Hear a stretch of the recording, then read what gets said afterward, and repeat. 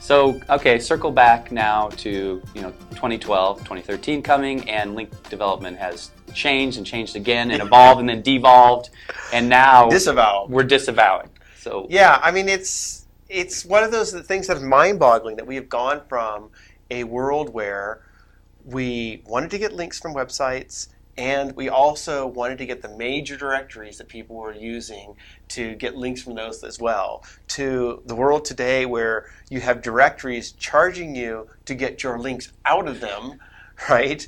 And Google giving us the opportunity to disavow links. I mean, it's one of those things you just never would have predicted. You wouldn't be sitting in 1997 thinking, and someday we'll be encouraged to get links off the web. And someday I will budget money to take my links out of directories. Who pictures that guy? It's just, that shows you how much things have been turned on their head. And now, a lot of our clients are afraid of link building, period. Like, getting links is bad. As they should be. And if we have links, we should clean up the ones we have because we probably paid for them or did something bad. And then when we have those paid links or links that we want cleaned up, it's okay for them as long as there's some SEO company they can blame for it. Right. Somebody wants to take the fall, then and with the disavow tool now, they don't really have to be too accountable, right? I think it's really easy. All you have to do on the disavow tool is just disavow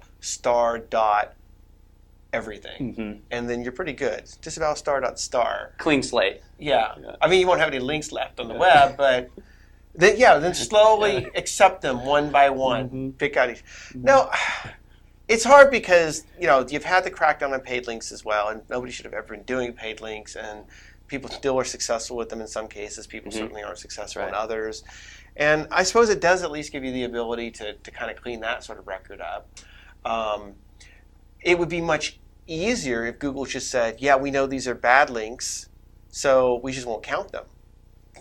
That would be cleaner, and nobody would have to be trying to figure out and play any guesswork at all. Instead of actively penalizing a site for having those manipulated But I links. don't think people should be afraid of link building. I think that the core is that you go back to thinking about why are you trying to get links in the first place? So all these directories that are charged to get out of, most people should have never even paid to get in them in the first place.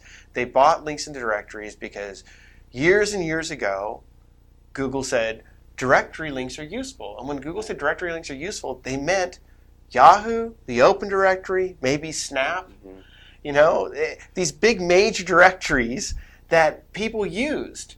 And so Google thought, well, if these directories with human editors that have some criteria about what they're going to accept has decided that they're going to accept you, then that is probably a sign to us that we should be counting you a little bit more.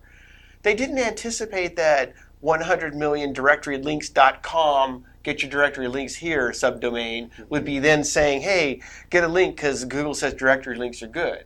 So, people got these directory links from places that only existed to give you links that were not being used by an actual audience. So for me, it comes back to, link building is great. Any place you see an audience that you actually want at the audience, that you think there are people there, I want to be able to find my website directly from that source, if you can get a link, great. Just because the link itself is going to give you traffic.